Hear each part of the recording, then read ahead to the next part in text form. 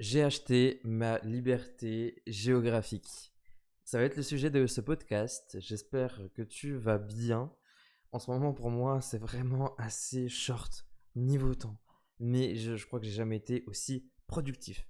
Malheureusement, il y a une chose que je procrastine un petit peu, c'est le tournage de ce podcast. Alors que finalement, ça va pas prendre tant de temps que ça.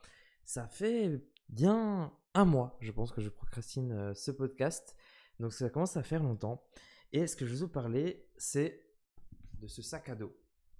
Alors pour ceux qui les écoutent en version audio, c'est juste un petit sac à dos vert pour digital nomade. Et il m'a procuré un sentiment de liberté absolument immense.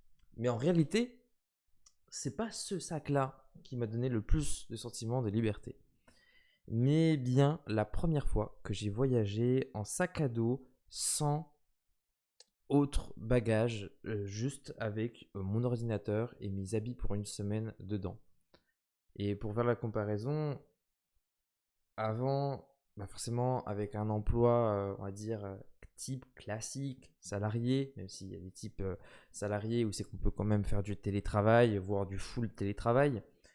euh, Travailler là en tant qu'entrepreneur, ça m'a permis d'être libre géographiquement. Mais en fait, même si je l'étais, je ne l'ai pas compris tout de suite. Et j'ai pas compris tout de suite quels en étaient vraiment les avantages. Premièrement, je voyageais pas parce que j'avais pas d'argent. Déjà, tout simplement.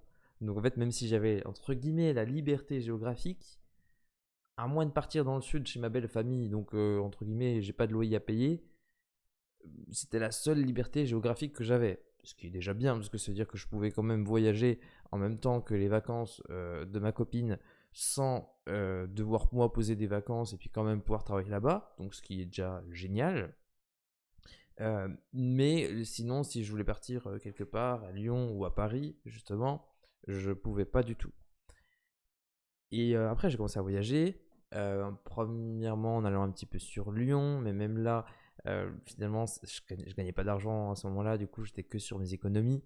Donc, c'était pas de la vraie liberté. C'était plus, j'étais en train de brûler, entre guillemets, mes économies, même si c'était un investissement. Et je pense que finalement, j'ai quand même bien fait de le faire, même si j'ai eu une période très difficile financière.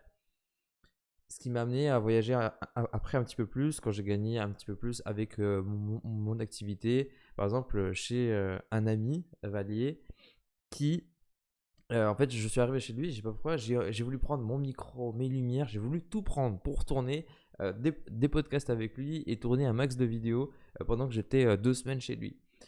Finalement, j'avais un sac à dos, pas celui-là, un ancien. J'avais une valise, un sac de sport par-dessus la valise, et j'avais également une sacoche pour ma lampe qui était contre ma valise. Et finalement, mais j'étais arrivé vraiment en mode tortue ninja.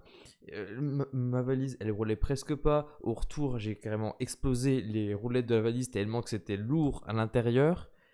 Donc, finalement, j'avais cette liberté géographique pour pouvoir me déplacer, mais je l'avais mal comprise. Et je pense que maintenant, j'ai trouvé une définition, en tout cas personnellement, qui me correspond bien, un peu plus. Et ce que je cherchais vraiment à la base, c'est-à-dire voyager, mais avec simplicité et avec aussi minimalisme. Pardon. Que minimalisme, vraiment, c'est génial. Je vous recommande fortement à le faire. Et la comparaison que je vais vous faire justement avec cette liberté, pourquoi là je vous parle de liberté alors qu'avant j'en parlais pas tant que ça, c'est parce que je suis allé du coup à Paris il y a un mois, date à laquelle je voulais vous faire du coup ce podcast, que j'ai finalement procrastiné, je vous expliquerai pourquoi à la fin. Et bien là, je suis parti uniquement donc avec ce sac à dos et rien d'autre. Les mains dans les poches, les mains libres pour pouvoir prendre des transports en commun ou le Uber ou aller dans des événements. Et quand je suis parti pour prendre le train, que j'ai quitté ma voiture pour aller à la gare, je me suis dit waouh, là, avec ce que j'ai sur le dos, je peux aller n'importe où dans le monde. Je peux aller n'importe où dans le monde, gagner ma vie, pouvoir vivre, pouvoir payer des charges comme un loyer, de l'alimentation, une salle de sport, etc. Et vivre où je veux. Et là, j'ai eu un gros déclic que j'avais jamais eu avant, même si j'avais déjà expérimenté du coup, une fois je l'avais dit, chez mon ami Valier, le voyage mais ultra chargé. Et la fois d'après, je suis allé juste pareil avec un sac à dos, donc c'était pas celui-là, c'était un ancien. Et j'avais commencé à avoir un petit déclic à me dire, ok, il faut vraiment que je sois minimaliste, ça augmente encore plus mon niveau de liberté. Et j'ai regardé beaucoup de vidéos aussi d'Antoine BM, je sais pas si vous connaissez, qui en parlait, qui était parti là en voyage quelque temps autour du monde, et qui disait qu'effectivement, il faut trouver en fait un juste milieu entre la liberté, la flexibilité et le confort. Plus on va prendre par exemple de vêtements, plus ça va être confortable au quotidien d'avoir le choix dans nos vêtements. Par contre, plus on va en avoir, plus ça va être lourd, plus on va avoir des sacs ou une valise, et moins on va être flexible dans nos déplacements. Et finalement, la liberté géographique, il y a une partie flexibilité aussi justement géographique, de pouvoir voyager, de pouvoir s'adapter. Et ça, personnellement, je l'avais oublié. Et finalement, c'est ce déclic-là à Paris qui m'a permis de me dire, ok, mais être libre comme ça, c'est juste absolument génial. Alors, j'ai pas encore toutes les libertés. Justement, par exemple, avant, j'avais la liberté temporelle en tant que monteur vidéo de bosser un petit peu quand je veux. Maintenant, mon activité principale, c'est vraiment faire du suivi pédagogique au sein d'organismes de formation français. Donc, où c'est que j'aide des personnes à se développer sur Instagram. Je suis avec elles chaque semaine en visio et je les aide.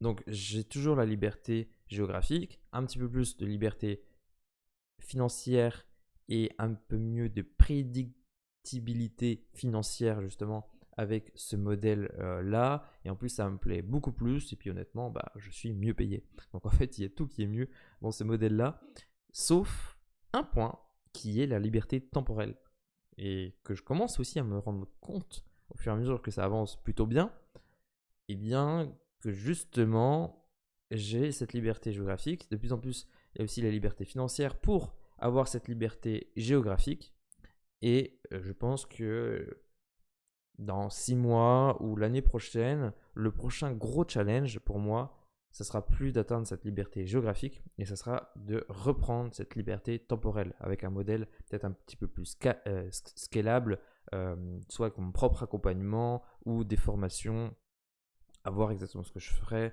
ou alors un SaaS ou un groupe privé avec des personnes dedans, comme peut le faire d'ailleurs Paul Barbosa sur Paris. Je ne sais pas si vous connaissez, mais franchement, je recommande ça. Très, très, très bon club. Et tout ça pour vous dire que la liberté, enfin, ça, c'est vraiment ma définition de la liberté, et de ne pas vous y perdre non plus, et de vraiment vous reconnecter à votre vision exactement. Qu'est-ce qui vous pousse tous les jours à vous lever le matin? Pourquoi vous lancez ce projet, que ce soit entrepreneurial ou pas? Qu'est-ce qui vous pousse vraiment? C'est quoi? Qu'est-ce que vous pouvez le plus espérer dans la vie? Vraiment. Et je sais que personnellement, moi, sans même avoir le mot, j'avais déjà la définition. C'est toujours pouvoir faire ce que je veux, quand je veux, où je veux, avec qui je veux. Ça, c'est ma vision à long terme. Enfin, c'est ma vision, on va dire, c'est mon étoile polaire qui me guide. Et même si je suis justement conscient que c'est ce que je veux et ce n'est pas ma situation actuelle, du coup, j'essaie de mettre en corrélation petit à petit les étapes nécessaires pour accéder à cette vision-là. Et c'est au fur et à mesure de ce parcours entrepreneurial que j'ai compris que c'était une définition que j'avais trouvée. Et le mot qui représente cette définition, c'est le mot liberté. En tout cas, c'est la définition et le mot moi qui me vient tout de suite à l'esprit désormais. Sauf qu'il y a il y a différentes notions. Mais pour moi, c'est l'une des meilleures choses que vous puissiez avoir, cette liberté-là, donc dans différents aspects, hein, liberté géographique, financière. C'est une des meilleures choses. Donc j'ouvre le débat. Moi, je suis totalement de cet avis-là. C'est une des meilleures choses d'avoir cette liberté-là. En quoi vous, vous n'êtes pas d'accord que la liberté, c'est la meilleure chose. Je sais que par exemple, une personne justement avec qui je discutais, que j'avais suivi un accompagnement avec lui, je ne sais pas forcément son nom là, qu'il avait lancé plus ou moins des coachings sur le dev perso, si je dis pas de bêtises. Et en fait, maintenant, il est retourné pour être prof de maths parce que finalement, il aime davantage ce qui est structuré. Et j'ai une autre personne aussi qui avant faisait du SEO sur Google en tant que copywriter. Et finalement, cette personne-là est retournée dans le salariat, vraiment travailler, je crois, chez Carrefour ou Intermarché. Et il m'a dit que finalement, il kiffe bien plus. Alors, moi, du coup, ça m'a fait un peu bizarre. Mais avoir un lieu fixe, avoir des heures fixes, donc avoir des contraintes géographiques et temporelles, même si maintenant, personnellement, moi, ça pourrait. J'ai l'impression plus m'arriver de vouloir ça. Je sais qu'il peut y avoir un débat. Donc, je vous invite à dire honnêtement, transparent ce que vous pensez. Moi, je serais ravi de débattre sur ça avec vous. Donc, le point liberté, là, c'est fini. Maintenant, pourquoi j'ai procrastiné? Voilà, si ça vous intéresse. Et comment, là, je tourne quand même cette vidéo alors que j'aurais pu la procrastiner pendant 6 mois. Et je pense que j'en ferai un sujet encore cible, même avec mon pote Vali. On va certainement faire des podcasts ensemble. C'est un groupe d'entrepreneurs où c'est qu'on se fixe des objectifs chaque semaine avec des contraintes. Objectif, tourner un podcast, publier un podcast solo. Si je réussis cet objectif, ce que je suis en train de faire, ok, c'est bon. Si je ne le réussis pas, 50 pompes et une douche froide. Si je prospectais pas 80 organismes de formation ce mois-ci, c'est moins 100 balles. Honnêtement, ce groupe-là, et je vous invite à le faire, c'est le truc là qui m'a le plus fait avancer depuis début février. Donc le côté podcast, là, c'était plus forcément la priorité. Mais là, justement, je m'étais fixé à faire certaines tâches que je procrastinais depuis un petit moment. Donc, je crois qu'il y en avait 5. J'en ai encore à faire et que je vais encore bosser ce week-end justement dessus pour vraiment les terminer. Parce que certaines, ça fait des mois que je les repousse. Et j'ai mis ça en tâche. Terminer toutes les tâches que je procrastine. Donc, les 5-6 là. Sinon, bah, c'est 50 pompes et une douche froide. Et le fait de s'engager et d'avoir aussi une contrainte, c'est le truc personnellement qui me rend le plus productif et qui fait que là, maintenant, tu es en train de m'écouter. Sinon, là, tu serais pas du tout en train de m'écouter. Je serais perdu en train de faire quelque chose d'autre. Ça fait combien de temps qu'on enregistre? 13 minutes. Allez, il y a 20 minutes, j'étais sur Twitch en train de regarder un live qui n'a strictement aucun intérêt. Je l'ai regardé pendant 5 minutes. Et après, j'ai regardé mon agenda à ma droite. Et je me suis dit, bah non, Kevin, tu as des objectifs à atteindre.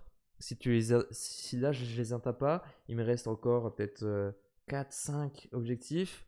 Vous multipliez ça par 50 et puis du coup 5-6 douches froides. J'ai pas envie. Donc j'ai fermé Twitch, j'ai ouvert OBS pour filmer ce podcast. J'ai commencé à le filmer parce que je savais ce que je voulais dire là. Et puis passer à la suite. Et ça, c'est vraiment là ce qui m'a fait produire là, ce podcast d'aujourd'hui. Et ce qui m'a fait un peu procrastiner, ça c'est moins bien, c'est plus des problèmes perso qui m'est arrivé avec mes grands-pères et tout. J'en ai parlé un petit peu sur les réseaux sociaux, sur Instagram. Donc voilà, ça m'a un peu un peu baissé ma motivation. Mais franchement, s'engager avec des personnes, même si c'est des personnes pas forcément hyper avancées en entrepreneuriat ou dans le sujet que vous voulez, même si forcément c'est mieux, ça peut quand même vous engager. Vous pouvez quand même le faire avec votre frère, votre soeur, votre famille, un ami. Effectivement, s'il connaît le domaine, c'est mieux. Comme ça, il pourra dire, bah non, en fait, t'as fait n'importe quoi, tu me mens. Et le but, c'est justement, c'est aussi d'être honnête. Par exemple, les 50 pompes, en conséquence, au début, on s'est dit, ouais, on se filme ça. Puis après, on s'est dit, ouais, non, pas forcément. Parce que si on n'est pas honnête, ça sert à rien qu'on soit dans ce groupe. Enfin, on n'est que 4 entre guillemets, mais c'est déjà très bien. Donc voilà, c'est ce que je vous invite à faire et vous n'auriez pas pu entendre mon avis, mon opinion sur la liberté que je vous incite du coup à donner maintenant en commentaire. Sur ce, je vous dis à la prochaine. Je pense que je vais réussir à faire un petit peu plus de podcasts solo, un petit peu plus de création de contenu, et ça justement grâce à ce groupe. Donc c'est génial. Allez, je vous dis à la prochaine.